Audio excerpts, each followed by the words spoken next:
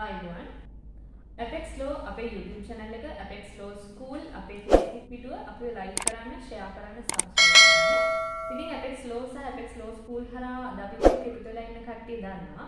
අපි නිරන්තරයෙන්ම නෛතික කරුණු සම්බන්ධයෙන් කතිකාවක් ඇති කරගෙන අපි ඔයගොල්ලෝ දැනුවත් කිරීමේ කටයුතු දිගටම කරගෙන යනවා. අද අපි ටිකක් වෙනස් මාතෘකාවක් අරගෙන මේ සාකච්ඡාව කරන්න කියලා හිතුවා. ඉතින් අපි අද පොඩ්ඩක් නීතිඥ වෘත්තියට වැදගත් වෙන ගිණුම් සම්බන්ධයෙන් තමයි කතා කරන්න බලාපොරොත්තු වෙන්නේ. ඒ වගේම මේ ගිණුම් සම්බන්ධයෙන් ගත්තාම මේක නීති විද්‍යාලයේ අවසන් වසරේ විෂයක් විදිහටත් වෙනවා. අපි දන්න මේ විෂය Trust Accounts and Bookkeeping කියලා තියෙන්නේ. සිංහලෙන් කියනවා නම් බාරකාර ගිණුම් සහ පොත් ලැබීම සහ වෘත්තීය ආචාර ධර්ම කියන කොටසේ තමයි මේ ගිණුම් සම්බන්ධයෙන් ඇතුළත් වෙන්නේ. ඉතින් මූලික වශයෙන්ම ගත්තාම මේ නෛතික ගිණුම් සම්බන්ධයෙන් අපි සාකච්ඡා කරනවා කියලා අද බලාපොරොත්තු වෙනවා. මේ විෂය ගොඩක් වෙලාවට A level සහ O level දරුවන්ට අදාළ වෙන කරුණු සම්බන්ධයෙන් සමගාමීව තමයි මේ විෂය හැදලා තියෙන්නේ. හරි. එතකොට මම කිව්වා අද අපි කතා කරන්නේ ගිණුම් සම්බන්ධයෙන් කියලා. එතකොට මේ සාකච්ඡාවට මම යොදා ගන්නවා පාස් පේපර් එකක්. ඒ කියන්නේ ඇටර්නි එක්සෑම් එකේ නැත්නම් ලොගොලොජි එකේ ෆයිනල් ඉයර් දිනේ එක්සෑම් එකේ වීක් සම්බන්ධ පේපර් එක 2020 පේපර් එක මම තෝරගන්නේ. හරි මේ පේපර් එකේ මම පේපර් එකේ ස්ට්‍රක්චර් ගැන චුට්ටක් කියලා දෙන්නම් අපරම කලින්. අපි මේ පේපර් එකේ කතා කරනවා මම හදාගෙන ගිණුම් කරන මම තුන් පේපර් එකේ. ඒතකොට මේ පේපර් එකේ ගත්තාම ප්‍රශ්න තියෙනවා 5. මේ ප්‍රශ්න පහෙන් පළවෙනි ප්‍රශ්නේ අනිවාර්ය ප්‍රශ්නයක්. හරි. පළවෙනි ප්‍රශ්නේ අනිවාර්ය ප්‍රශ්නයක්. මේක කොටස් දෙකකට කැඩෙනවා. එක කොටසක ලකුණු 15 ගානේ ලකුණු 30ක් අපිට මේක ගන්න ඕනේ මේ පළවෙනි ප්‍රශ්නේ. එතකොට මේ ප්‍රශ්නය එන්නේ කොටසක් මම සඳහන් කරන්න දූදල් ගිණුම් සම්බන්ධයෙන්. මේක දැන් අපි ගිණුම් කරන්නේ හදාලා කියන එක නම් සමාන පිළිගන්න පුළුවන්. මේක මම දන්නවනේ කියලා. මේක ටිකක් හවුල් ව්‍යාපාර වලට සමානයි. නමුත් හවුල් ව්‍යාපාර නෙමෙයි නන්දික පැත්තට බර වැඩි. ඒ නිසා මේක වෙනම අපි හදාගන්න ඕනේ. එතකොට මේ ලකුණු 30 ඊට පස්සේ ගත්තාම තව ඕගොල්ලන්ට ප්‍රශ්න හම් වෙනවා. තව ප්‍රශ්න 4ක්. මේ ප්‍රශ්න 4 එක ප්‍රශ්නයකට ලකුණු 10 ගාන තියෙනවා. එතකොට මෙතනින් ඔයාලා ප්‍රශ්න දෙකක් කරන්න ඕන. එහෙම ගත්තාම මුළු ලකුණු මෙතෙන් 30ක් හම් වෙනවා. මෙතන ප්‍රශ්න දෙක 20ක් හම් වෙනවා. ඔයගොල්ලෝ ලකුණු 50ක් තමයි ගන්න ඕන. හරි. මේ තමයි පේපර් ස්ට්‍රක්චර්. එතකොට මේ අද මම කතා කරන්න යන කොටස මෙන්න මේ 10 ප්‍රශ්න කෑලි 4න් එක ප්‍රශ්නයක් තමයි අන්න මම කතා කරන්න බලාපොරොත්තු වෙන්නේ. ඒ යටතේ අපිට හම් වෙනවා පේපර් එකේ තිබ්බ තුන්වෙනි ප්‍රශ්නේ. ශේෂ පිළිසුමක් හදාන තියෙන ප්‍රශ්නයක් තියෙනවා. ඒක ලකුණු 10ක ප්‍රශ්නයක්. අපි ඒ සම්බන්ධයෙන් තමයි අද සාකච්ඡා කරන්න යන්නේ.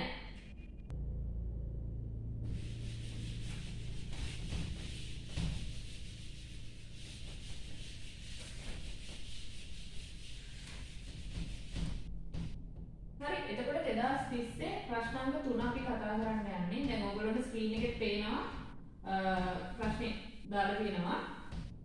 එතකොට මේ ප්‍රශ්නේ අපි ඉස්සර ටිකක් ප්‍රශ්නේ අදහස ගමු. අදහස අරගෙන මම සිද්ධාන්ත කරුණු කීපයක් තියෙනවා. ඒක පිළිබඳව ඔයගොල්ලොත් එක්ක සාකච්ඡා කරන්න.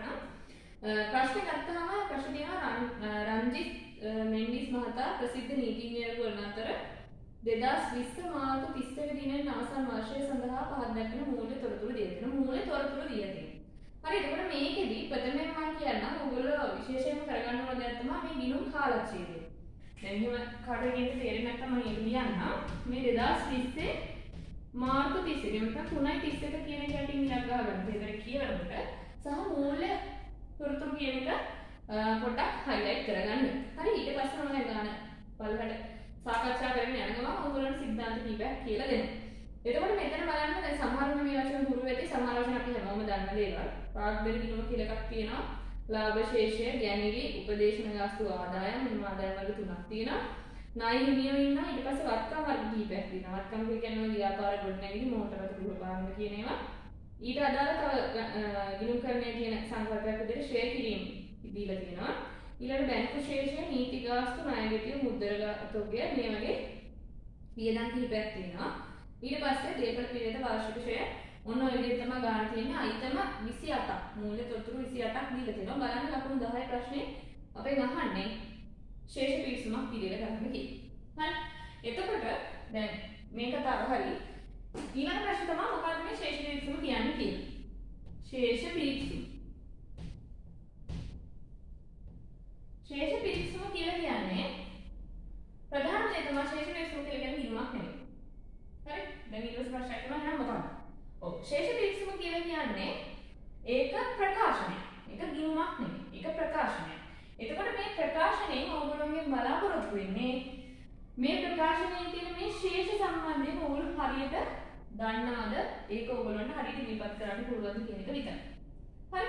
එතකොට මේක දැන් අපි දැක්කා ආදායම් වල තිබ්බ, වියදම් වල තිබ්බ, එක එක જાති තිබුණා. නොදන්න හැමදේම තිබ්බා. ඉතින් ගාඩු පිවිසෙන්න කලින් මම පොඩි ගිණුම් කරන සංකල්ප කීපයක් ඔයගොල්ලන්ට පැහැදිලි කරන්න ඕනේ. ප්‍රධානම කාරණේ තමයි මේ ගිණුම් කරන හැම වෙලේම හදරන්නේ ගනුදෙනුව. අපි දන්නවා ගනුදෙනු. හරි සාමාන්‍ය ව්‍යවහාරයේ තියෙන ගනුදෙනුව තමයි. එතකොට මේ ගනුදෙනුවක් හින්දා ගිණුම් කරන්නේදී හඳුනා ගන්නා ප්‍රතිඵල පහක් තියෙනවා. මේ පහ ගන්න කෙනෙක්ට මේ ලකුණු 10 ගන්නවා කියන එක කිසිම ප්‍රශ්නයක් නැහැ. හරි. අපි බලමු. මේකෙන් ඇති වෙන ප්‍රතිඵල විදිහට අපි අපිට හම් වෙනවා මෙන්න මේ කියන දේවල්. වත්කම්, වගකීම්, ආදායම්, වියදම් සහ හිමිකම්. හරි. මම දන්නවා අනිවාර්යයෙන් මෙතන කට්ටියට මෙන්න මේක ගැන මොකක් හරි අයිඩියා එකක් තියෙනවා. හරි. දැන් මේක මේ ගාන සම්බන්ධයෙන් ගත්තාම මෙන්න මේ කියන දේ ගැන මොකක් හරි අවබෝධයක් තියෙනවා. මෙන්න මේ දේවල් තුන තමයි අපි දන්නේ. හරි. එතකොට මම මේ කාරණා තුන කියන්නේ පොඩි රූප සටහනක්. නැත්නම් පොඩි සිද්ධාන්ත කාරණයක් පැහැදිලි කරනවා. අපි දැන් මේක ව්‍යාපාරයක් කියලා. හරි. ව්‍යාපාරය මෙතන ඉන්න අයිතිකාරයා. මේ ඉන්නේ ව්‍යාපාරයේ අයිතිකාරයා. හරි. මෙන්න මේ කියන කාරණේ අපි හොඳට මොළේ තියාගන්න ඕනේ. මේ ව්‍යාපාරය සහ අයිතිකාරයා කියලා කියන්නේ එකිනෙකට වෙන වූ පාර්ශ්ව දෙක. එකිනෙකට වෙන් වෙච්ච පාර්ශ්ව දෙක. නැත්නම් මෙහෙම දෙයක් සිද්ධ වෙනවා. දැන් බිස්නස් එක මගේනේ කියලා අපි බිස්නස් එකේ ඕන දේවල් ගන්නයි ගියාම බිස්නස් එක නැති වෙලා යනකම් අපි දන්නේ නැහැ. ඒ නිසා විනුකරණයේදී හඳුනා ගන්න සංකල්පයක් තමයි මේ දෙක දෙන්නේ කියන එක. හරි. ඕක ඔළුවේ තියාගෙන අපි මේක පැහැදිලි කරගමු. ඉස්සෙල්ලාම කියන්නම් මේ වත්කම් කියන එක ගැන පොඩි සරල අදහසක්. වත්කමක් කියලා කියන්නේ මෙන්න මේ ඉන්න අයිතිකාරයා. සතු දේවල්. අයිතිකාරයා සතු දේවල්. ඒ කියන්නේ ඒ දේවල් අයිතිකාරයාටයි. අපි ඉගෙනගත්ත සංකල්ප තියෙනවා හිමිකම, අයිතිය ඔය දේවල් ගැන අදහස් තියෙනවා නේද? එතකොට මේ වත්කම් සම්බන්ධයෙන් එයාට කැමති දෙයක් කරන්න ඕන. ඒක එයාගේ පාවිච්චියට තියෙන, එයාගේ පාලනයට තියෙන, එයාට ඒකෙන් එක එක ආදායම් ලබා ගන්න පුළුවන්. ඒ නිසා මේක එයාට අයිති දෙයක්. ඊළඟට මේ වගකීම් කියලා කියන්නේ අපි උදාහරණයක් විදිහට මම සරල කාරණයක් ගන්නම්. අපි කාගෙන් හරි ණයක් ගත්තාම අපි හිතමු අපි යාළුවෙක්ගෙන් ලක්ෂ 5ක ණයක් ගත්තා කියලා. අන්න ඔය ණය අපි අනිවාර්යෙන් ගෙවන්න. ඒ ණය ගෙවන්න අපිට වගකීමක් තියෙනවා. අන්න ඒ සංකල්පයෙන් තමයි මෙන්න මේ වගකීම් කියන දේ අරගන්නේ. ඒතකොට ව්‍යාපාරයක මෙන්න මේ වත්කම් කියන දේ සහ වගකීම් කියන දේ ව්‍යාපාරය රන් වෙන්නේ. එහෙම නැත්නම් ව්‍යාපාරයේ එදිනෙදා කටයුතු කරගන්න අනිවාර්යෙන් අත්‍යවශ්‍ය වෙනවා. හරි? ඒ කිව්වේ වගකීම් ගැන. ඊළඟට මෙන්න මේ හිමිකම් කියලා කියන්නේ දැන් අපි දන්නවා කිසියම් කාල පරිච්ඡේදයක් මෙන්න මේ වගේ දවස් ඔන්න ඔය වගේ දවසක් අවසානයේට අපිට හම් වෙනවා මෙන්න මෙච්චර සල්ලි වල. හරි ලක්ෂ 7ක්. හරි අපි හිතමු ලක්ෂ 7ක්. දවස කාලච්ඡේදයේ අවසානයේ අපිට ලක්ෂ 7ක් හම් වෙනවා කියලා. ඔන්න ඔය ලක්ෂ 7ෙන් මෙන්න මේ යාළුවාට ගෙවන්න තියෙන ලක්ෂ 5 අපි අනිවාර්යෙන් ගෙවන්න ඕනේ. ඒක ගෙවුවට පස්සේ අපිට ඉතුරු වෙනවා ලක්ෂ 2ක්. හරි? ඔන්න ඔය ලක්ෂ 2 තවත් අපිට රාමුක ගෙවන්නත් නැත්නම් ඔච්චරයි නම් අපිට තියෙන වගකීම් අපිට තියෙන ඔක්කොම දේවල් ගෙවුවට පස්සේ ඉතුරු වෙන්නේ මෙන්න මේ කොටස අපි කියනවා හිමිකම් කියලා. සරලව ගත්තොත් අයිතිකරුවා සතු වත්කම් ප්‍රමාණය. කියන්නේ අයිතිකරුවාට කාලච්ඡේදයේ අවසානයේ හම්බ වෙන දේ තමයි අපි හිමිකම් කියලා කියන්නේ. හරි? ඔය කාරණා ටික මම විතර පැහැදිලි කියලා මෙන්න මේ කාරණා ටික ඔළුවේ තියාගෙන තවත් සිද්ධාන්ත කාරණයක් මම පැහැදිලි කරනවා. මේක තමයි මේ ගානට කියන්නේ මේ බේස් එකත් එක්ක මේ ගාන හදන්න ඕගොල්ලන්ට අවශ්‍ය වෙන ප්‍රධානම සහ වැදගත් දේ. ඔයගොල්ලෝ අහලා ඇති මෙන්න මෙහෙම හර බැල කියලා වචන දෙක. ඉංග්‍රීසියෙන් අපි කියනවා ඩෙබිට් ක්‍රෙඩිට් කියලා. Debit credit. ඔයගොල්ලෝ කම්පියුටරයක් තමයි කවුරුත් දන්න දිගේ කියනවා දැන් කොටක් ගත්තාම තව වචන දෙක තියෙනවා. හරි? මෙන්න මෙහෙම තියෙනවා. එතකොට මෙන්න මේ කාරණේත් එක්ක තමයි මේ අද කතා කරන්න යන ගාන සම්බන්ධයෙන් අපි කතා කරන්නේ. හරි? හරි.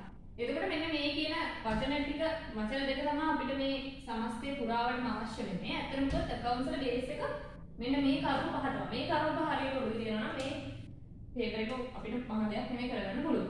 එතකොට මේ හරබැර කියන වචන දෙක ගත්තාම මම සම්පූර්ණ સિદ્ધාන්තය නොකිය මම සරල කාරණයක් කියනවා. මම මේ මෙතන මම පොඩි වෙනස්කමක් කරන්න ඕනේ. හරි. මම අර කිව්ව මෙතෙන් දාගන්න. මම ඉස්සෙල්ලා ලියපු ටිකම තමයි.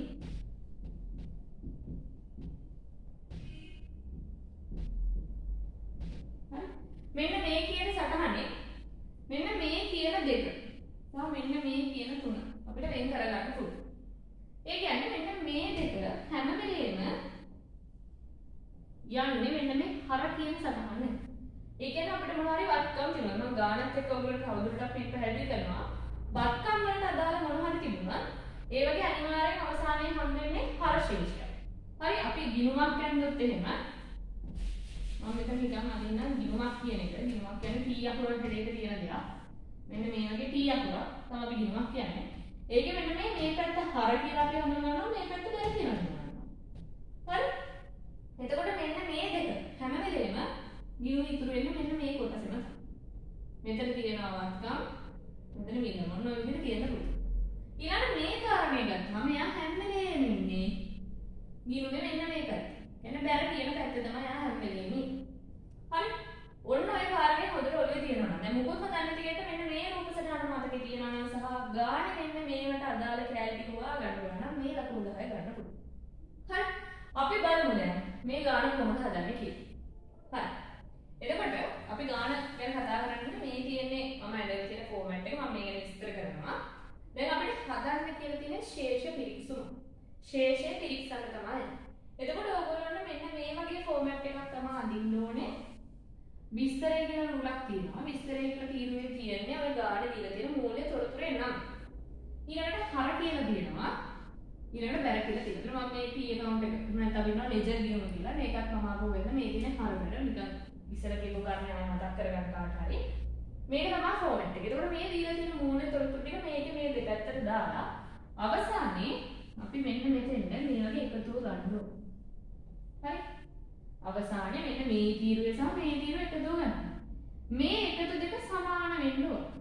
මේ එකතු දෙක සමාන වෙන්න ඕනේ. ඔන්න ඔය සමාන කිරිල්ල තමයි ඔය ලකුණු දාන්න ඕනේ. හරි. එතකොට මේ ෆෝමැට් එකේ ඉස්සෙල්ලාම දැන් මේකේට වල තීරු තුනක් ගහගන්න ඕනේ. මතක තියාගන්න. ව්‍යාපාරයේ නම අර මම කියපු 2020 3:31 කියන කාරණේ ලියන්න ඕනේ. ඊළඟ මේ හදන්නේ මොකක්ද කියන එක ලියන්න. අපි ගාන හදද්දී ඒක ලියාගමු. හරි? අපි ගාන හදද්දී ඒක ලියාගමු. අපි දැන් ගානට යමු. විස්තර ටික මේ පොඩට ඉස්සෙල්ලා දාගන්න එක තමයි ප්‍රධාන වශයෙන් ඔයගොල්ලෝ කරන්න ඕනේ. දැන් පළවෙනියටම අපිට තියෙන්නේ ප්‍රාග්ධන ගිණි. එතකොට ප්‍රාග්ධනය කියලා කියන්නේ අපි දන්නවා දැන් ඕනම ව්‍යාපාරයක් පටන් ගන්නකොට ඒ ව්‍යාපාරයේ අයිතිකාරයා ඒ ව්‍යාපාරයට සල්ලි දානවා. සල්ලි හරි එහෙම නැත්නම් ගොඩ නැගිලි හරි මොන හරි දෙයක් දාලානේ පටන් ගන්න. අන්න ඔය අයිතිකාරයා යොදන දේ. දැන් මම ඉස්සෙල්ලා කිව්වා ව්‍යාපාරය සහ අයිතිකාරයා කියන දෙන්නේ.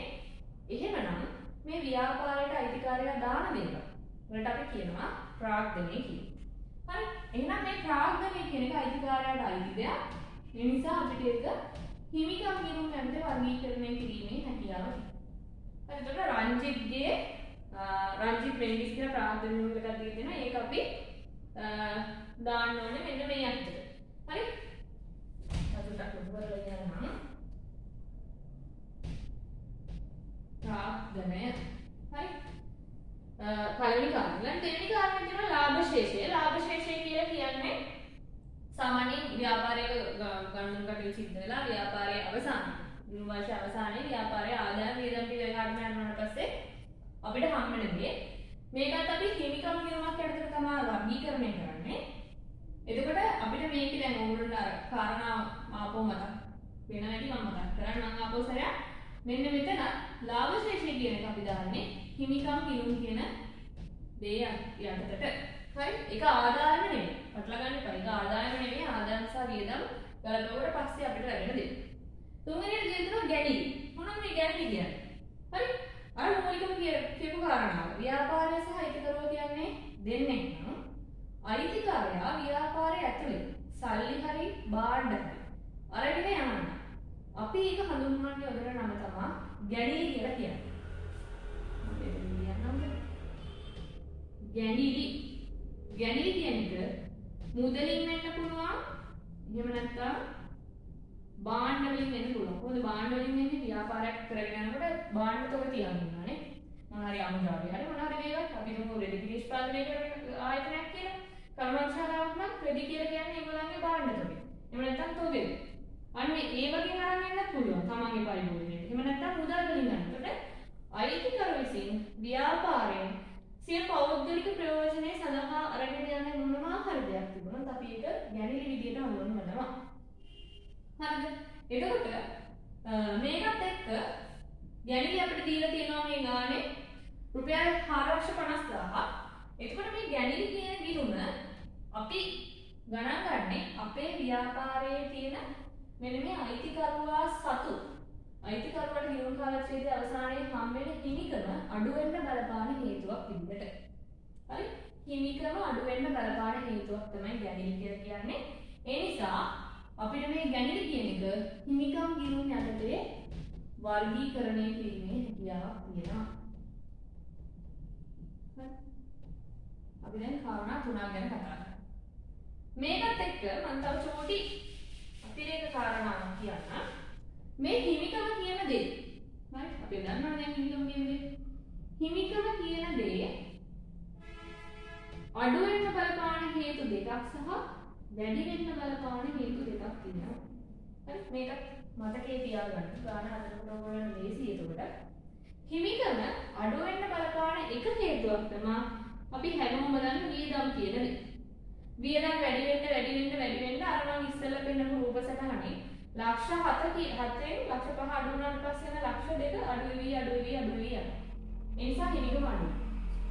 අනිත් කාරණේ තමයි දැන් මේ අපි කතා කරපු ගැණිලි කියන දේ. එතකොට හිමිකම නැත්නම් අයිතිකරුවා සතු වත්කම් ප්‍රමාණය. ගිණුම් කාලච්ඡේදයේ අවසානයේ අයිතිකරුවාට හිමි වෙන දේ අඩු වෙන්න බලපාන මෙන්න මේ කියන කාරණා දෙක. එහෙනම් මේක වැඩි වෙන්න බලපාන්නේ මේකෙම විරුද්ධ දේ ආදායම සහ අනිත් කාරණේ තමයි අපි ව්‍යාපාරයක් කරගෙන යනකොට අතරින් හතර ආයෙ ව්‍යාපාරයට අපි ප්‍රාග්ධනය ගන්නවා. ණය නෙවෙයි ප්‍රාග්ධනය. ඒ කියන්නේ අයිතිකරුවාම ගෙනලා තව බිල්ඩින් එකක් සෙට් කරනවා යාකට. මේකක් ගන්නකො. හරි? මේ වාහනයක් ගන්නකො. එතකොට එයා තමයි හදන්නේ. අන්න ඒවා අපි හඳුන්වනවා ගිණුම් කරන්නේදී අමතර ප්‍රාග්ධනය කියලා. අමතර ප්‍රාග්ධනය. මෙන්න මේ කියන කාරණා හතර. දෙකක් අඩු වෙන්න දෙකක් වැඩි වෙන්න. මෙන්න මේ කියන කාරණාවෙන් තමයි හිමිකමට වෙන්න පුළුවන් සුද්ධ බලපෑම. එහෙම නැත්නම් අවසානයේ හිමිකම එන්නේ මෙන්න මේ කියන කාරණා එන්නේ වෙනවා. හරි? ඊට පස්සේ ඔය කාරණා තුනෙන් අපි ඊළඟ කොටසට යමු. උපදේශන ගාස්තු ආදායම්, නිත්‍ය සේවාදායකින්ගේ ලැබූ ආදායම්, අනියම් සේවාදායකින්ගේ ලැබූ ආදායම්. එකම වචනේ අල්ලගන්න. හැම එකෙම තියෙන්නේ ලැබූ ආදායම්. හරි? එහෙනම් දැන් ඔයගොල්ලෝ දන්නවා. මොකක්ද? හිමිකම වැඩි වෙන්න බලපාන හේතුව. ආදායම. හිමිකම කියලා කියන්නේ ගිණුම් වර්ගය ඇතුළත මෙන්න මේ කියන ලැබූ ආදායම් ගිණුම් තුනම මම මෙතන දානවා. අපි ගාන හදද්දි එක එක වෙනම කතා කරමු. ලැබූ ආදායම් ගිණුම් තුනම දැනට අපි එකක් හදසටහනක් නෙමෙයි දාන්නේ. ගාන හඳුනගන්න. ලැබූ ආදායම් කියන જાති තුනම දාගන්නවා. හරි? එතකොට එතන කාරණා තුනක් කතා කරලා අපි දැන් ඉන්නේ 7 වෙනි කාරණාවේ. 7 වෙනි කාරණාව විදිහට තියෙනවා ණය හිමියෝ කියන දේ. හරි? ණය හිමි. ණය හිමි කියලා කියන්නේ දැන් මම ඉස්සෙල්ලා උදාහරණයක් ගත්ත ලක්ෂ 5ක් කතාවක්. අපි ආරෝග්‍ය ණයක් කරන් ඉන්නවා නම් ඒ ණය අපි අපව ගෙවන්න. එහෙනම් මොන ඔය අපිට ණය දුන්න යාළුවා ඉන්නවනේ. අපි හිතමු නිමල් කියලා. හරි? නිමල් නම් අපිට ණය දුන්නේ. නිමල් නම් මට ඔය ලක්ෂ 5 දුන්නේ. අන්න එයා අපි හඳුන්වනවා ණය හිමියෙක් කියලා. ඒ කියන්නේ ව්‍යාපාරයට ණය දීලා එයාට අපි ණය ගෙවන්න ඕනේ. එයා අපේ ණය හිමියෙක්. අන්න එයා අපේ ගිණුම් යටතේ අපි හඳුනාගන්නේ වගකීමක් විදිහට. මොකද අපි කවදා හරි යාට ගෙවලා ඉවර කරන්න ඕන. හරි? ඔය කතා කරේ 7 වෙනි කාරණාව. ඊළඟට තියෙනවා 8 9 10 11. තනිකර කියන්නේ වත්කම් ටික. හරි? වත්කම් කියන්නේ මේ ව්‍යාපාරයේ අයිතිකාරයට අයිති. ව්‍යාපාරයේ ගොඩනැගිලි තියෙනවා පිරිවැය කියලා, මෝටර රථ පිරිවැය තියෙනවා, රුණ පාට පිරිවැය තියෙනවා, පරිගණක පිරිවැය තියෙනවා. පිරිවැය කියන්නේ ලොකු කාරණාවක් නෙවෙයි. අපි ඕවා ගන්න වියදම් කරපු මුදල. නැත්නම් වියදම් කරපු සල්ලි. අපි ලොකු වාහනයක් ගන්නවා ලක්ෂ 100ට කියලා. අනේ ලක්ෂ 100 තමයි පිරිවැය කියලා දෙන්නේ. ඒ නිසා ලොකු පටලැවිලීමක් වෙන්න දෙයක් නැහැ. මම ওই කාරණා හතර. හරි. මත්කම් යටතේ කාරණා හතරක් තියෙනවා උත්තර ගානේ හැටියට. 8 ඉඳන් 11 8 9 10 11 කියලා කාරණා හතරම මෙන්න මේ වත්කම් කියන එකට එන්නේ. ඒක දැනගන්න මතක් වෙනවා නම් P account එක කොයි පැත්තද මෙයා ඉන්නේ. හරි. ඊළඟට 12 වෙනි එක ගත්තහම ඔය ෂෙයාරින් කිරීම කියලා කියනවා. දැන් ඔය ෂෙයාරින් කිරීම කියන එක ටිකක් 아무තු වචනයක් නිසා උරු නැති වෙන්න පුළුවන්. ඒකෙන් පොඩි සඳහනක් කරන්න. ෂෙයාර් වෙනවා කියන්නේ දැන් අපි හිතමුකෝ අපි දැන් මේ පෑන ගන්නකො මේ පෑන පාවිච්චි කරන්න කලින් ගත්ත මොහොතේ මේක හොඳට තියෙනවා. හැබැයි දැන් මම මේක ලියන්න පාවිච්චි කරාට පස්සේ මේක ගත්ත මොහොතේ තරම්ම වටින් නැති වෙන්න පුළුවන්. හරි වාහනයක් ගත්තොත් වාහනේ අදාළගත්තු වටිනාකම නෙමෙයි තව අවුරුද්දක් ගියාට පස්සේ ඒක පාවිච්චි කරලා හරි ඒක සමහරට කොහෙ හරි හැප්පෙන්න පුළුවන්. හරි මොනවා හරි පේන්ට් එක ලියන්න පුළුවන්. එතකොට ඒ වගේ ඒ වත්කමේ අද තියෙන වටිනාකම තව අවුරුද්දකින් අඩු වෙන්න බලපාන හේතු තමයි ඔය ෂෙයාර් කිරීම කියලා කියන්නේ. ෂෙයාර් හරි නැති වෙනවනේ මොකද? එතකොට මේ ෂෙයාර් කිරීම කියන එක අපි ඉනුම් කරන්නේදී සටහන් කරන්න ඕනේ වත්කමකට අදාළව. ඒක තමයි ෂෙයාර් කිරීම කියලා දීලා තියෙන්නේ. හරි එතකොට ෂෙයාර් කිරීම කියන එක අපි හඳුනාගන්නේ අපේ වියදමක් විදිහට. හරි විතර වර්ෂයක් පුරා අපි ෂෙයාර් කරන්න ඕනේ වාර්ෂික ෂෙයාර් තියෙනවා. එතකොට ෂෙයාර් වෙනුවෙන් අපි අවුරුද්දකට හැමදාම ප්‍රමාණයක් වෙන් කරගෙන ඉන්නවා. ඔන්න ওই ප්‍රමාණය අපි මෙතන හඳුනා ගන්න ඕනේ ෂෙයාර්. හරි එතන කරුණු හතරක් තියෙනවා. ඒ කරුණු හතර වොම තියාගෙන අපි ඉස්සරහට යමු. ඊට පස්සේ අපිට 16 වෙනි කාරණාව බැංකු ශේෂය. බැංකු ශේෂය කියන්නේ අපේ දෙයක් අපි දාපු සල්ලි තියෙන්නේ. එහෙනම් අපි මේක හඳුනා ගන්නවා මෙන්න මෙතන. බැංකු ශේෂය. හරි ඊට පස්සේ අපි කතා කරනවා 17 වෙනි කාරණාව ලැබිය යුතු නීති ගාස්තු. ලැබිය යුතු නීති ගාස්තු. ලැබිය යුතු කියන වචනයෙන් අපිට තේරෙනවා තාම මේක හම්බෙලා නැහැ වගේ. නේ තාම මේක හම්බෙලා නැහැ ලැබෙන්න ඕනේ. එහෙනම් මේක අපිට ලැබෙන්න තියෙන දේ. නේ ලැබිය යුතු නීති ගාස්තු.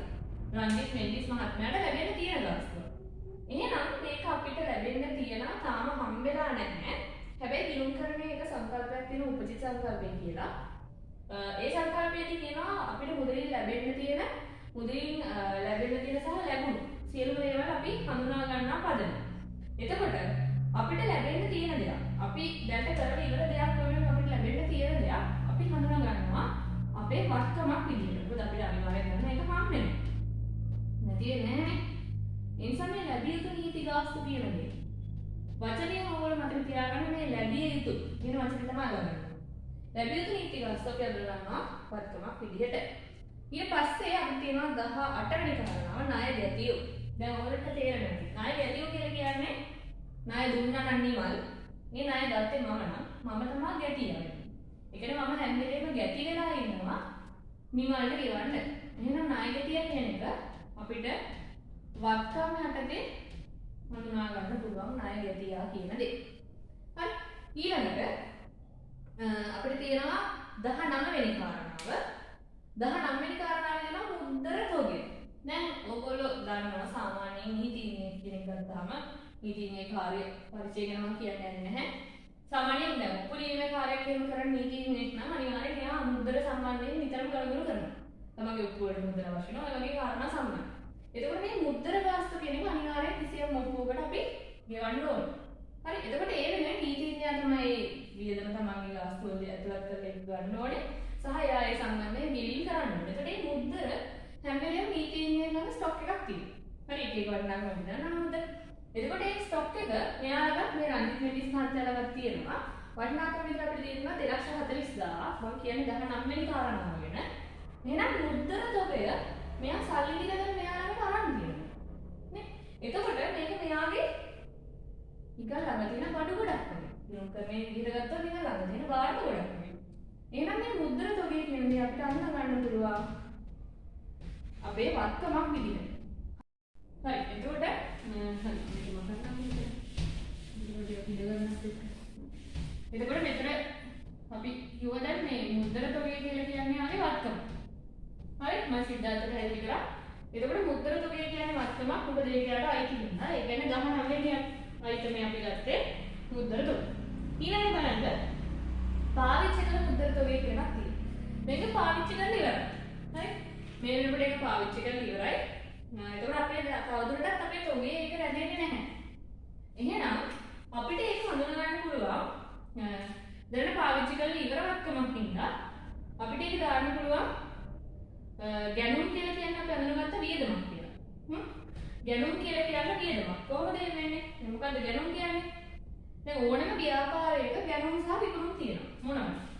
සාමාන්‍යයෙන් අපි හිතමුකෝ රෙඩි ටු නිෂ්පාදනාගාරයක් කියලා. රෙඩි ටු නිෂ්පාදනාගාරයක විකුණුම් විදිහට අපි අඳුනගන්නේ එයාලා නිමියන්නේ. හරි? නිමියන්නේ. මේ නිමියන හදන්න අපි අමුද්‍රව්‍ය ගන්න ඕනේ. අමුද්‍රව්‍ය ගන්න ඕනේ. එහෙනම් අපි ඒවට තමයි ගැණුම් කියලා කියන්නේ. එතකොට හොඳට මතක තියාගන්න මේ ගැණුම් කියන කොටේ නිමියනුම් නෙමෙයි කියන්නේ. මේකේ කොටස් තුනක් අපිට අඳන් ගන්න පුළුවන්. තොගේ තියෙන්න පුළුවන්. තොගේ විතර අපි අඳන් ගන්න අමුද්‍රව්‍ය. හරි? සමහර ව්‍යාපාර සමහර නිමියනුම් ව්‍යාපාර කියනවා බාගෙට හදපුවා. මම බාගෙට හදපුවා බොත්තාම් වල නැති ෂර්ට් තියෙනවා. එයාලා කරන්නේ ඒ වගේ බොත්තම් වලනේ. හරි ඔන්න ඔය වගේ දේවල් කරනවා. එතකොට මේ වගේ විදිහට එකතු වෙන ඒවාට අපි කියනවා ගැණුම් කියලා. එහෙනම් පාවිච්චි කරන මුද්දර තොගේ කියන එක දැනට පාවිච්චි කරලා තියෙන්නේ අපි ගමු මේක අමුද්‍රව්‍යයක් කියලා අපි ගන්න නැහැ. අපි ගමු මේක ගැණුම් විදිහට ඒගොල්ලන්ගේ තොගේ තියෙනවා. තොගේ තියෙන මුද්දර. එහෙනම් මේ මුද්දර ටික ගහන්නේ කොහෙද? ඔප්පුවල.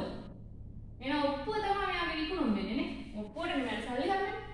එහෙනම් මේ ඔප්පුව දුන්නා කියන්නේ ඔප්පුව වෙනුවෙන් දරපු වෙනත් වියදමක්. මුද්දර. හරි?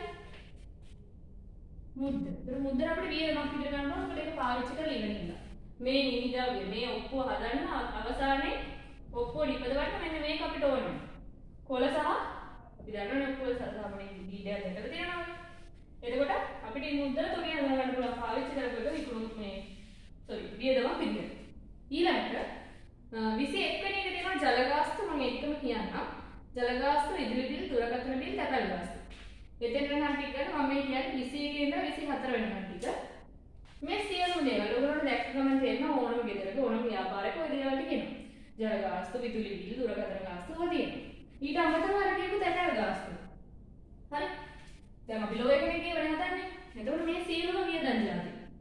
මම නිකන් මෙහෙම මෙතන ලියන්නම්. ගාන හදලා වෙන දානවා. දැන් හඳුනාගත්ත වියදම් වර්ග 4. හරි? තැපැල් ගාස්තු 4. ඔන්න ඊළඟ තව එකක් තියෙනවා. නීතිඥ සංගමයට ගෙවිය යුතු වාර්ෂික දායක මුදල. හරි? හොඳට හරි. දැන් නීතිඥ සංගමය කියලා දන්නවනේ. එතකොට අපි මොකක් හරි අපි සාමාන්‍යයෙන් මොකක් හරි සංගමයක ඉන්නවා නේද? එහෙනම් අපි ඒකට දායක මුදල ගන්නවා. අපි ඒක සමාජිකයෝ. අන්නේ දායක මුදල හැබැයි මෙතන පොඩි අමුතු වචනයක් තියෙනවා. මෙන්න මෙහෙම. ගෙවිය යුතු. දැන් ඔයගොල්ලන්ට මතක් වෙන්න ඕන. ගෙවිය යුතු මෙතන අපිට හමුනා ලැබිය යුතු. හරි? මෙතන අපිට හමුනා ලැබිය යුතු. මෙන්න කියලා ගෙවිය යුතු. දැන් නිකන් මේ සිද්ධාන්ත විතරක්ම අහගත්ත කෙනෙක්ට මතක් වෙන්න පුළුවන්. ලැබිය යුතු වත්කම් විදියට දානවා නම් මේක වත්කම් විදියට එන්නේ නැහැ. අපි අඳුනගත්තා ණයනේ හිටියොත් එයාට ගෙවන්න ඕන නම් මේක අපි වගකීමක් කියලා. එහෙනම් අපි මේ සංගමයට ගෙවන්න ඕනේ මේ සල්ලි. එහෙනම් මේක අපේ වගකීමක්. ඇයි? අපි අපේ සමාජිකත්වයේ තියාගන්න. හරි අපි අපේ සමාජිකත්වයේ තියාගන්න මේ අපේ සමාජික මුදල. වාර්ෂික දැන් සමහර ඒවා වාර්ෂික වෙන්න පුළුවන්. සමහර ඒවා මාසික. ඒක ගෙවුවේ නැත්නම් ඒක එකතු වෙලා අපි කවුරුද ගෙවන්න අපේ වගකීමක් විදිහට තියෙනවා. එහෙනම් ගෙවිය යුතු අපිට තියෙන නීතිඥ සංගමයට ගෙවිය යුතු වාර්ෂික දායක මුදල. එහෙනම් මේක වාර්ෂිකයට එකතු කරන්න යනවා. හරි? ඕක දැන් ගානක් සමහර කාලට කියනවා මාසික හරි අර්ධ වාර්ෂික හරි නැත්නම් මාසික ගෙවලා නැහැ හරි. ඕක කොහොමද වුණත් ඒක අපි වගකීමක් විදිහට අපි දක්වනවා. හරි? එතකොට මේ අපි කතා කරේ 25 වෙනි අංකය ගැන. ඊළඟට වැටුප් ගෙවීම පරිත්‍යාග දියවනා සහ දේපල පිළියෙල ෂෙඩ්. හරි. එතකොට පළවෙනිට ගත්තාම 26 වෙනි වැටුප් ගෙවීම සාමාන්‍යයෙන් අපි දන්නවා ලීඩින් එකක් ගන්න ගොඩක් වෙලාවට ටයිපිස් කෙනෙක් ඉන්න පුළුවන්. තව සමහර අපි දුව ඇසෝසියේෂන් එකක් දාලා හිටියොත් එහෙම තව ක්ලාර්ක්ලා ඉන්න පුළුවන්. එක එක විදිහට ඒකට තමන් ලොකු ෆර්ම් එකක් දාලා නම් ඒතර වෙන්න ලෝයස්ලා ඉන්න පුළුවන්. ඔය වගේ සමහරකට එහෙම තියෙනවා. ඒතකොට ඒ වගේ තැනක් නම් මේ රංජිත් මෙන්නිස් මහත්තයාගේ තැන වැටුප් අනිවාර්යෙන් මේ සේවකයන්ට වැටුප් ගෙවනවා. නම් වැටුප් කියන්නේ අපේ වියදම නේ මුළු කාලේ අවසානයේ මම ඉස්සෙල්ලා කිව්වා හිමිකම ගණනය කරනකොට වියදම් අඩු කරනකොට වැටුප් කියන වියදමත් අපි අඩු කරනවා. හරි. වැටුප් කියන්නේ අපේ වියදම. හරි. ඊළඟට පරිත්‍යාග හා දීමන. පරිත්‍යාග හා දීමන එක සාමාන්‍යයෙන් චැරිටි කියලා අපි කියන්නේ. ගොඩක් ඔය ලෝ ෆර්ම්ස් වලින් ලෝස් එකේ තමයි චැරිටි කරනවා. සමහර දේශන වාර්තනවා, නිබන්ධන හදලා දෙනවා වගේ මොනවද. එතකොට ඒක සමහර වෙලාවට මාසික වෙන්න පුළුවන්, වාර්ෂිකව අනිවාර්යයෙන් වෙන්න එහෙම ප්‍රතිපාදනය කරලා ඕන විදිහට තියෙනවා. නමුත් මෙතන අපිට කියලා තියෙන්නේ මේක දැන් දරලා ඉවරයි. එහෙනම් පරිත්‍යාග හා දීමන අපි කාටද ඩොනේට් කරනවා. හරි? දීමන මොනවද? සාමාන්‍ය සේවකයන්ට දීමන දෙනවා. සාමාන්‍ය ටාගට් ටික කවර් කරාම ඕනම ව්‍යාපාරයක දෙනවා. ඒකට ඒ වගේ. පරිත්‍යාග. හරි? මේවා අපිට වියදම්. ඒකෙන් අපි බලාපොරොත්තු වෙන්නේ රිජෙක්ට් මේ ඩිරෙක්ට් දෙයක් නෙවෙයි.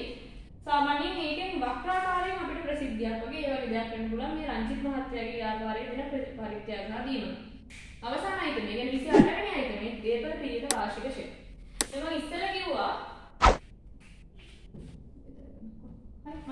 කිව්වා ඕනම ව්‍යාපාරයක දේපල තියෙනවා කියලා. හරි? ඔය දේපල පිළියෙත හා උපකරණ කියලා කියන්නේ සාමාන්‍යයෙන් ගිණුම් කරන මේ ප්‍රමිතියෙන් කියන නන්නේ ප්‍රමිතයේ තියෙන විදිහට ව්‍යාපාරයක තියෙන වත්කම් හඳුන්වන්න යොදන නම් දේපල පිළියෙත හා උපකරණ. හරි? පිළියෙත හා උපකරණ. මේක හෙඩින් එක දාලා මේ යටට තමයි අපි කියන જાති කොට පෙළගස්සන්නේ. දැන් අපේ ව්‍යාපාරයේ තිබුණා ගොඩනැගිලි තිබුණා. ඊට පස්සේ අපිට තිබුණා මෝටර රථයක් තිබුණා. ගෘහ භාණ්ඩ සහ පරිගණක තිබුණා. එතකොට මම කිව්වා මේවා වාර්ෂිකව ෂෙයා වෙනවා කියලා. එහෙනම් මේ හැම අවුරුද්දකම අපි හදන ෂෙයා. අපි කියනවා වාර්ෂික ෂෙයා. හරි? දැන් අද අපි වත්කමක් ගත්තා නම් ඒ වත්කමට ෂෙයා නැහැ. අවුරුද්දක් ගියාට පස්සේ ඒ වත්කමට ෂෙයා නැහැ. පළවෙනි අවුරුද්දේ ෂෙයා. දෙවෙනි අවුරුද්ද ගියාම ආයෙ ෂෙයා වෙනවා. එහෙනම් මේකට දෙවෙනි අවුරුද්ද එකතු කරනවා. තුන්වෙනි අවුරුද්ද ගියාම අපිට මොකක් හරි වත්කම පාවිච්චි කරන්න පුළුවන් අවුරුදු 5යි කියලා. ගත්ත දවස් නම් අවුරුදු 5යි. එහෙනම් අද ලක්ෂයකට ගත්ත දේ අවුරුදු 5ක් ගියාට පස්සේ ඉවර වෙන්න ඕනේ. ඒක ව්‍යාපාරයෙන් අයින් කරන තත්ත්වයටපත් වෙන්න ඕනේ. හරි? අන්න ඔය ෂෙයා මේ රංජිත් මෙන්නිස් මහත්තයාගේ ව්‍යාපාරයේ මේ අවුරුද්දට බලපු ෂෙයා. මොනවද මතක තියාගන්න? මේ අවුරුද්දට බලපු ෂෙයා. වාර්ෂික ෂෙයා. එහෙනම් මේ අවුරුද්දට අපි ෂෙයා බැලුවා. ෂෙයා කියන්නේ අපේ තියෙනවත්කම වලින් අඩු වෙන දෙයක්.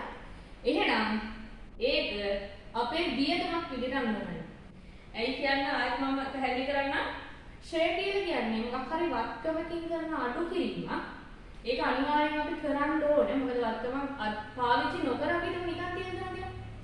ඒ අපිට ඒ වත්කම අවුරුද්දකින් හදගත්ත ගන්න ඉක්මනට බෑ. හරි?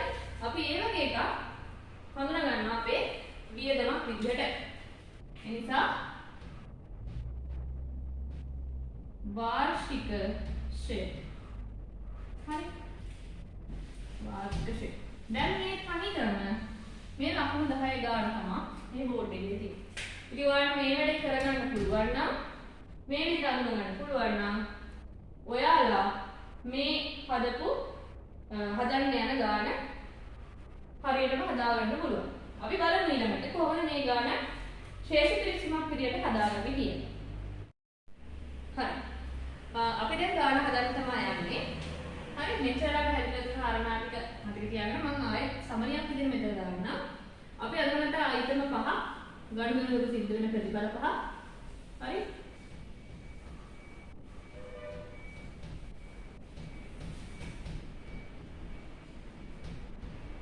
ප්‍රතිඵල 5 මම ගුව හර පැත්තට එන්න ඕනේ වත්කම් සහ වියදම් කියන කාරණාව. වැර පැත්තට එනවා ආදායම් වගකීම් සහ හිමිකම් කියන කාරණා මොකුත් නොදන්න කෙනෙක්ට මෙතන ඉඳන් ගාන හදන්න පටන් ගන්නත් පුළුවන්. හරි. ඊට පස්සේ මම කිව්වා මේ ගානේ කාලච්ඡේදය අපිට ගොඩක් වැදගත් කියලා. 3:30 එක තමයි මේ කාලච්ඡේදය. ඒ කාලේට අදාළ මොකද කරපු දෙන්නේ කියලා ගාන උඩින්ම කියනවා. දැන් මේ ගාන හදනකොට උඩින්ම ඔයගොල්ලෝ මේ ව්‍යාපාරයේ නම කාලච්ඡේදය සහ අපි මේ හදන්නේ මොකද්ද කියන ලියන්න ඕන. ඒවත් අනිවාර්යෙන් අපිට අහුම් වෙනවා. අපි ලියමු.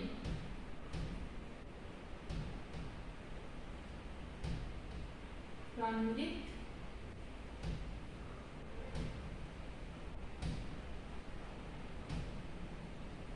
මෙන්ඩිස්ගේ ව්‍යාපාරය හරි 2020යි 3:31 දිනන දැන් කාර්ය මතක් වෙනවා නේද නිකන් දිනෙන් අවසන් වර්ෂය සඳහා වෙන්න වෙයිද කියලා නෑ මේක දිනෙන් අවසන් වර්ෂය සඳහා වෙන්නේ ලාභ වීම විතරයි අපි දැන් ලාභ වීමක් නෙමෙයි හදන්නේ ඒ නිසා දිනට උඩ අයිතම දෙකක් තියෙනවා ශේෂ පත්‍රය අපිට හදන්න යනවා බුද්ධ ගිණුම් ගානේ සමහරක් කලාවට එතකොට ඒක දිනට ශේෂ පිරිසුමක් දිනට ඒක හොඳට කියන්න නැත්නම් අපි මේක ලියලා ආව කියලා හිතුවට වැරදිව ලියලා තිබුණොත් ඒක අපිට ලකුණු හම්බෙන්නේ නෑ ශේෂ පිරිසුම් හරි සමි බෙදාලා මම ඉස්සරහ යන ෆෝමැට් එක හරියට ෆෝමැට් එක හදාගන්න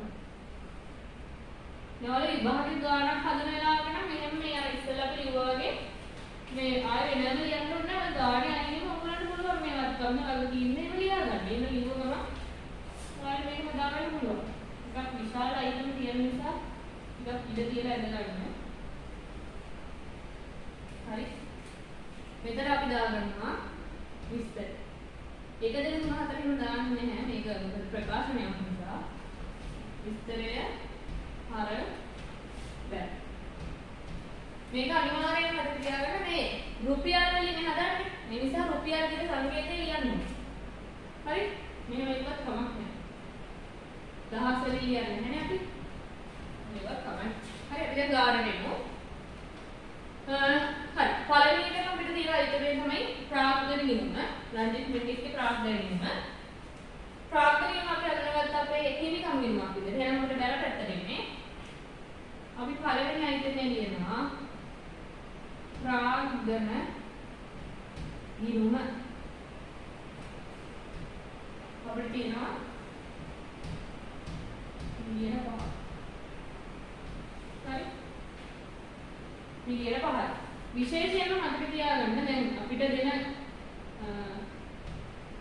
මේ ෆෝමැට් එක අපි හදන්නේ මේ ෆෝමැට් එකේ ඉඩ ගැනීම සහ මෙන්න මේ දහස් පිළිවෙලට ලියාගන්න නැත්නම් කොච්චර උදේ ගාන දාගත්තත් අපි බිංදු ගහන්න. මේ බිංදු ගණනාවක් තියෙනනේ. බිංදු ගහනකොට බැලන්ස් වෙන්නේ නැහැ.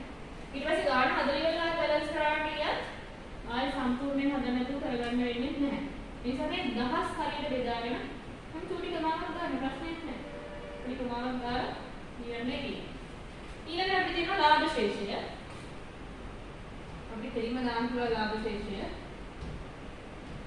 ලාභ ශේෂයට ගැලපීම් කරනවද කියලා ප්‍රශ්නයක් ආවොත් නැහැ. කිසිම ගැලපීමක් කරන්නේ නැහැ. මොකද මේ ශේෂ ටිකක් කියලා තියෙන්නේ.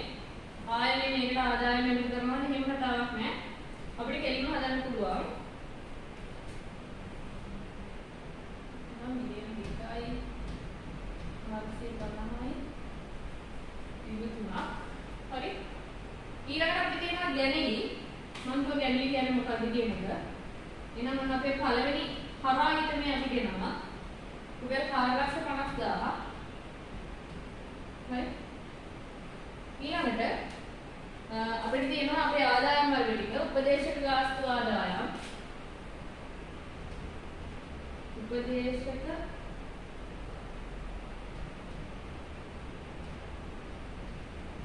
ආදායම අපිට තියෙනවා ලක්ෂ 5ක් හරියට මේක කෙලින් ලියා ගන්න ඕනේ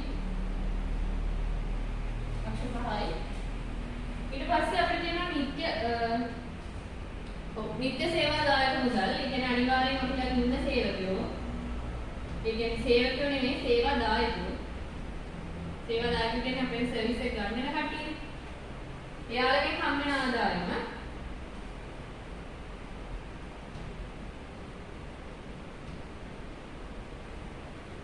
ඊළඟට අපිට තියෙනවා අනියම්.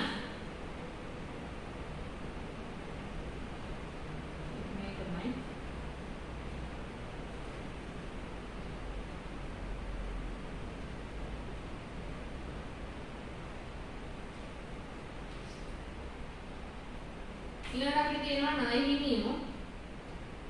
ණය හිමියෝ මම උදාහරණයක් ගත්ත ලක්ෂ 5 නේදනේ 5,59,000.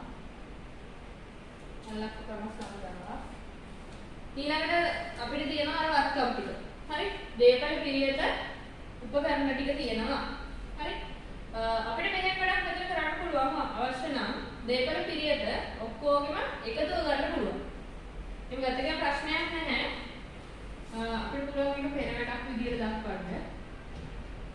පෙර වැඩ ඊළ යටතේ දක්වන්න පුළුවන්. ඔයාලා කරන හැම ගැළපීමක් මම නැත්නම් හැම කැල්කියුලේෂන් එකක්ම ඔයාලා ඉතින් තිබ්බට ප්‍රශ්නයක් නැහැ. හරි? පළවෙනි අපේ පෙර වැඩේ තමයි දේපල පිළිවෙත උපකරණ. මම මේ වගේ කොහොමද මෙතනකින් ගත්තේ නැහැ. ඔය ගානම අවසාන අයිතමේ තියෙන දේපල පිළිවෙත උපකරණ ශ්‍රේය. එහෙනම් මේ තියෙන දේපල පිළිවෙත උපකරණ පිළිවෙල. අපිට තියෙනවා ව්‍යාපාර ගොඩනැගිලි මෝටර රථ ගෘහ භාණ්ඩ සහ පරිගණක. ගොඩනැගිලි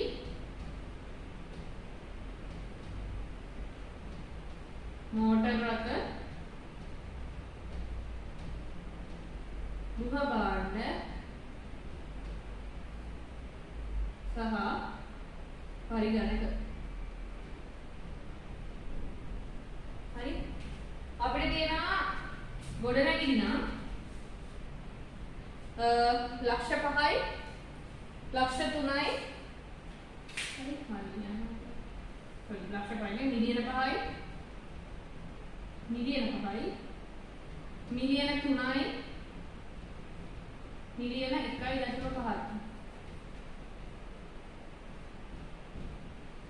හරි ඊට පස්සේ ලක්ෂ 3ක පරිගණක කියන්නේ ලක්ෂ 3.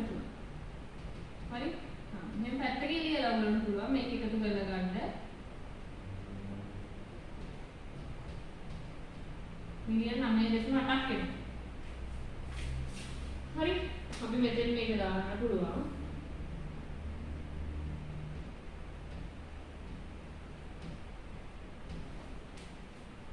එතකොට අපි දන්නවා ඒක අපේ හරබර පැත්තෙන් ගත්තම වට්ටමක් විදිහට අපි අඳුනගන්නේ. එහෙනම් අපි දෙවෙනි වත්කම එනවා විශේෂයෙන් මෙන්න මේ බිඳු දහස් බෙදන ආකාරයෙන් සැලෙන්න පරිස්සම් කරන්න. ඊළඟට ෂෙයාරින් කිරීම. නේ? 3.31කට ෂෙයාරින් කිරීම කියලා කියනවා. හරි?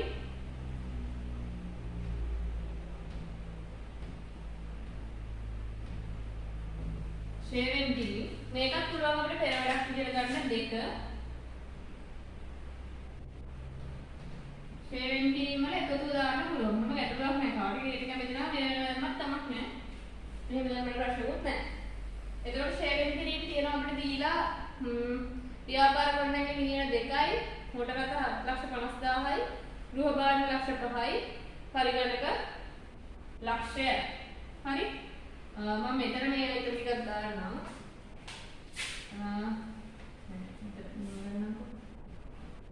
ගොඩනැගිලි මිලියන 2යි, මෝටර රථ 7,50,000යි, ගෘහ භාණ්ඩ අපිට දීලා තියෙනවා ලක්ෂ 5යි, පරිගණක ලක්ෂය.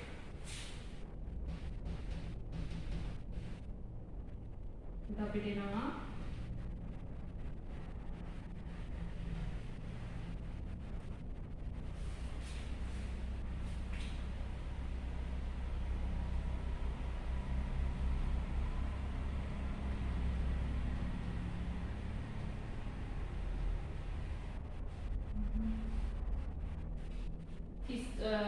මිලියන 3යි 350.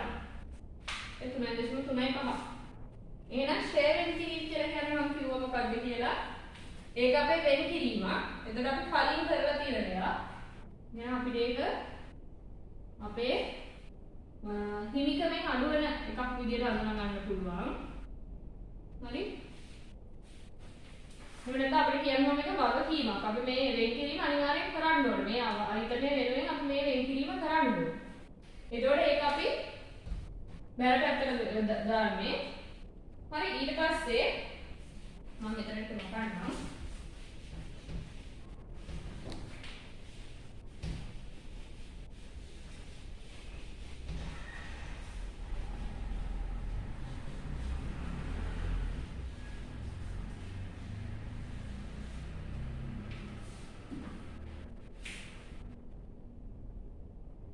හරි මෙතනින් පස්සේ මම ගාන කන්ටිනියු කරනවා මෙතෙන්ද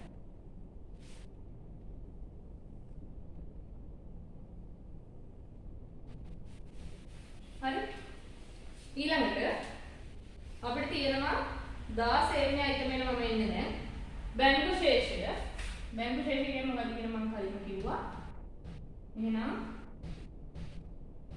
බැංකු ශේෂය වස්තමක් අපේ තියෙන අපිට 1යි 50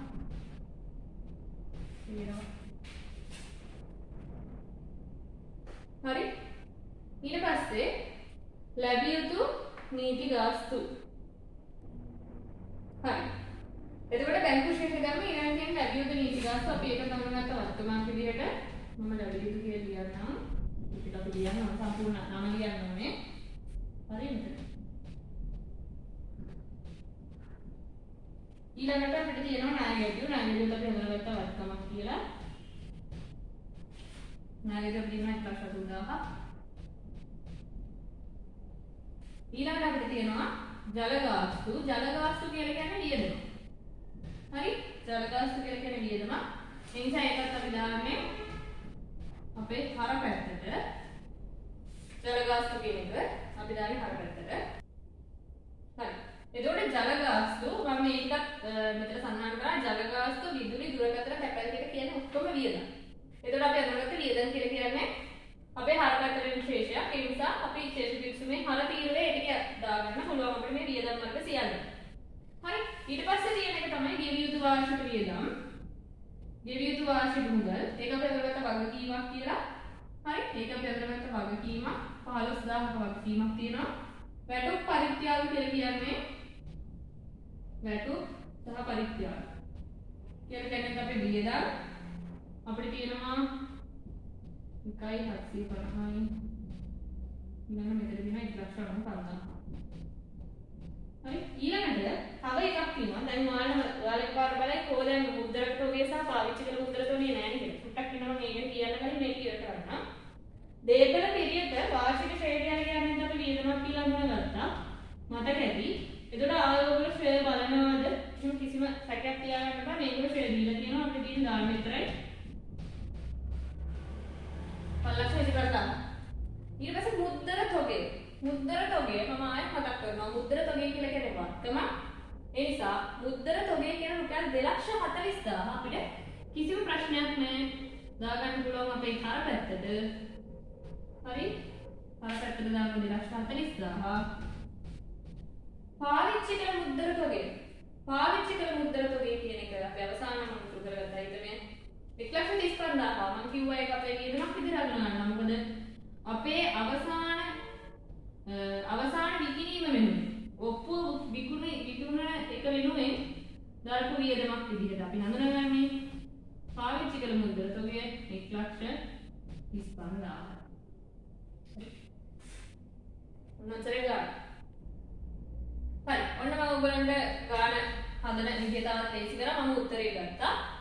මෙතන තියෙනවා අපිට මේ දෙපැත්ත පල්ලෙහාට එකතු කරාට පස්සේ මම කිව්වා දෙපැත්තම උත්තරේ සමාන වෙනවා කියලා. අපිට මේ ශේෂ පිටුමේ හර පැත්තට 15.8ක් එනවා. ඒ උත්තරේම අපේ බැල පැත්තටත් එනවා. එතකොට මේ තමයි ඔයාලගේ ලකුණු 10 ප්‍රශ්නේ හදන විදිහ. එතකොට අද අපි කතා කරේ ලෝකල් එක්සෑම් එකේ ඇටර්නි එක්සෑම් එකේ ආව ප්‍රශ්නයක් ලකුණු 10ක ප්‍රශ්නයක්. මම සිද්ධාර්ථ කරුණු කීපයක් මේ ගාන කතා කරන අතරතුර කියලා දුන්නා. ඒ ඔස්සේ අපි හදන්නේ ශේෂ පිරිසුම් කියන ප්‍රශ්න. ඉතින් අපි තවත් දවසක මේ වගේ පාස් පේපර් ක්වෙස්චන් එකක් අරගෙන මේ වගේ සිද්ධාන්තات එක්ක ඩිස්කෂන් එකක් කරන්න බලාපොරොත්තු වෙන්නේ. අපි අද ඔයගොල්ලෝගේ සමු ගන්නවා ආයෙත් මම මතක් කරන්නම් Apex Law School අපේ Facebook පිටුව Apex Law අපේ YouTube channel එක ඔයගොල්ලෝ ලයික් කරන්න subscribe කරන්න